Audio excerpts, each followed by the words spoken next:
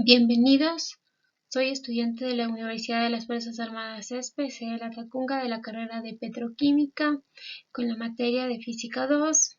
El día de hoy les voy a explicar en qué consiste un generador de Van de Graaff y la construcción del mismo con materiales caseros.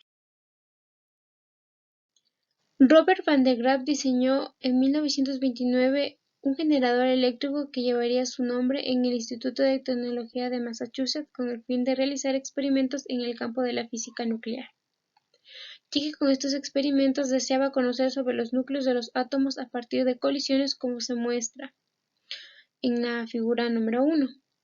El primer generador para ello era necesario acelerar partículas cargadas que tras alcanzar gran velocidad chocaban con puntos fijos. Estas diferencias alcanzaban un potencial de hasta 1 megavoltio. Entonces, un generador de Van de Graaff es muy simple, consta de un motor, dos poleas, una correa, una cinta, dos peines o terminales hechos de finos hilos de cobre y una esfera hueca donde se acumula la carga transportadora por la cinta, como podemos observar en la figura número 1. Entonces, este generador de Van de Graaff es utilizado para crear grandes voltajes. En realidad es un electroforo de funcionamiento continuo, la cual se basa en los fenómenos de electrización por contacto y en la inducción de carga. Este efecto es creado por un campo intenso y se asocia a la alta densidad de carga en las puntas. Un generador de Van de Graaff es lo que se conoce como fuente de corriente o de intensidad, es decir, una fuente que provoca una intensidad determinada y que hace que ésta no varíe con el tiempo. Aquí pueden observar un generador de Van de Graaff y cómo está compuesta. Yo les voy a explicar de qué está compuesta y cuál es su funcionamiento. Entonces, un generador de Van de Graaff está compuesta por una esfera metálica hueca en la parte superior, una columna aislante de apoyo que no se ve en ninguna de las figuras, pero que es necesario para soportar el montaje. En este caso puede ser una botella o algo de plástico que es muy buena para que no absorba energía. Dos rodillos de diferentes materiales, el superior que gira libre arrastrado por la correa y el inferior movido por un motor conectado en su eje. Dos peines metálicos, tanto en la parte superior como en la parte inferior. Una correa transportadora de material aislante, como la podemos observar aquí. Un motor eléctrico montado sobre una base aislante, cuyo eje también es el eje del cilindro inferior. En lugar de motor también pueden poner un engranaje con manivela para moverlo todo a mano. Entonces, ¿cuál es el funcionamiento que hace el generador de Van de Graaff? Pues en primer lugar se debe electrificar las cintas y las poleas por ser estas materiales distintas. La carga será igual pero con signos opuestos. Como podemos ver aquí en la cinta, que aquí están los polos positivos y aquí se encuentran los polos negativos. Si un peine metálico, lo cual se coloca cerca de la superficie de la cinta, a la altura de su eje, se produce un intenso campo eléctrico entre el punto del peine y la superficie de la polea, las moléculas de aire se ionizan rompiendo la resistencia dieléctrica del aire creada en un puente conductor, por el que circulan las cargas desde la punta metálica hacia la cinta, la cual los peines se deben colocar en una distancia prudente, ni muy cerca ni muy lejos para que puedan absorber la energía que se produce por medio de la fricción, tanto en la parte superior como en la parte inferior.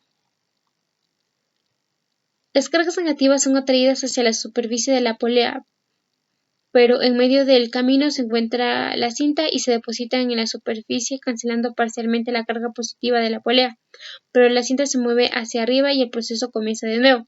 Como podemos aquí observar que las flechas, gracias al motor, el proceso va a continuar y esto hace que el movimiento sea progresivo y se acumulen las cargas en la parte metálica hueca. La polea superior actúa en sentido contrario a la inferior, no puede estar cargada positivamente, debe tener una carga negativa o ser neutra.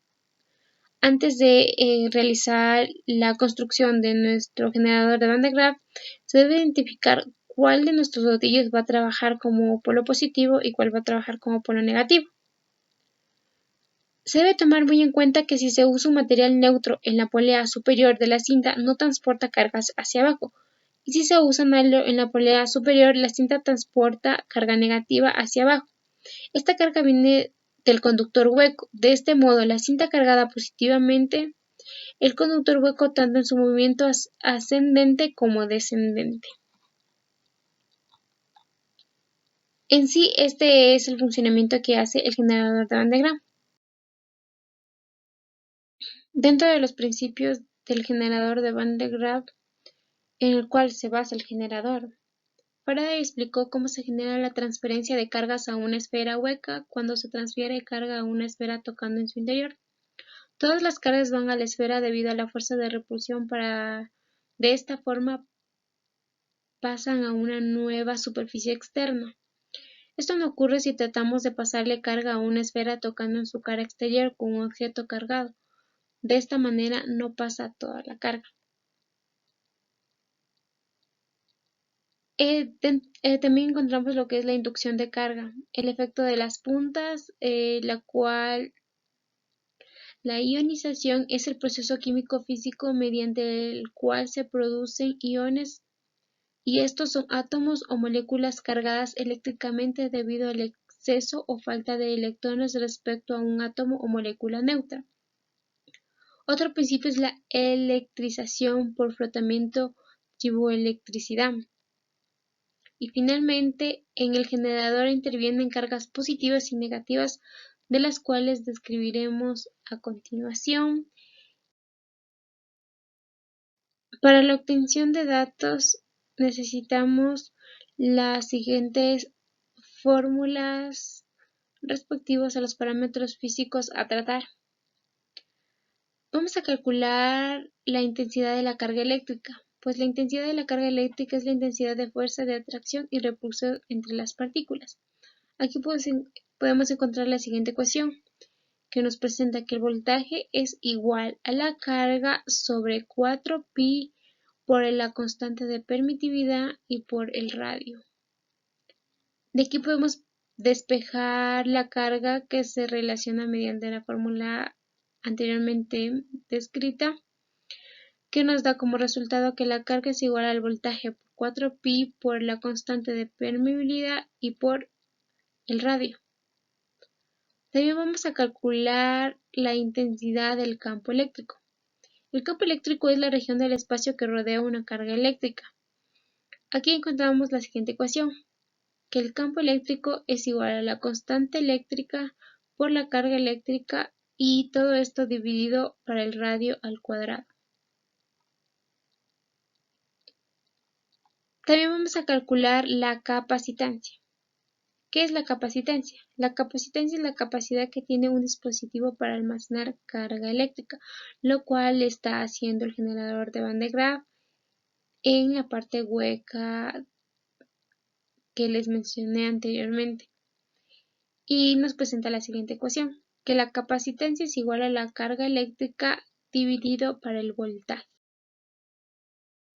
Dentro de los materiales que necesitamos para la construcción de un generador de Van de Graaff, necesitamos un tubo PVC o botella, una lata, marcadores, tubo de plástico, motor, pistola de silicona, una tabla pequeña, taipe, teflón, alambre de cobre, estilete, Fomix o a su vez puede ser el forro de plástico y el multímetro, lo cual nos va a ayudar a obtener nuestros datos.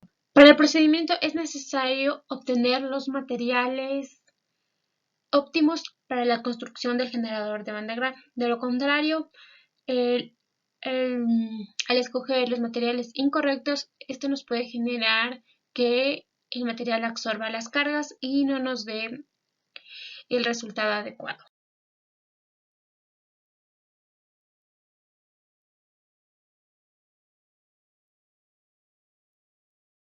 Una vez realizado el generador de Van de Graaff, vamos a proceder a hacer los cálculos.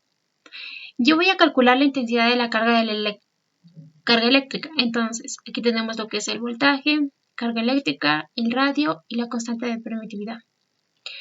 El voltaje es igual a la carga sobre 4pi por la constante de permeabilidad y por el radio. Aquí despejamos lo que es la carga y nos da como resultado que la carga es igual al voltaje por 4pi por la constante de permitividad por el radio. Entonces, de voltaje nos lanzó nuestro generador de 1.98 voltios. Por 4pi, el constante de permeabilidad es de 8.85 por 10 a la menos 12 y el radio nos dio de 0.03 y nos da como resultado 5.25 por 10 a la menos 13 coulomb. También vamos a calcular la intensidad del campo eléctrico, en donde vamos a trabajar que el campo es igual a la carga por la constante eléctrica sobre el radio al cuadrado. Entonces, la constante eléctrica es igual a 9 por 10 a la 9 porque está en el vacío. La carga que nos dio como resultado los 5.25 por 10 a la menos 13 y el radio de 0.03 al cuadrado. Y realizar la operación nos da como resultado que el campo eléctrico es igual a 5.2569 newton sobre coulomb. Para calcular la capacitancia necesitamos la siguiente ecuación, que la capacitancia es igual a la carga sobre el voltaje. Anteriormente la carga nos dio como resultado que era igual a 5.25 por 10 a la menos 13 coulomb y nos dio como voltaje nuestro generador de 1.98 voltios, dándonos como resultado que la capacitancia es igual a 9.65 por 10 a la menos 13.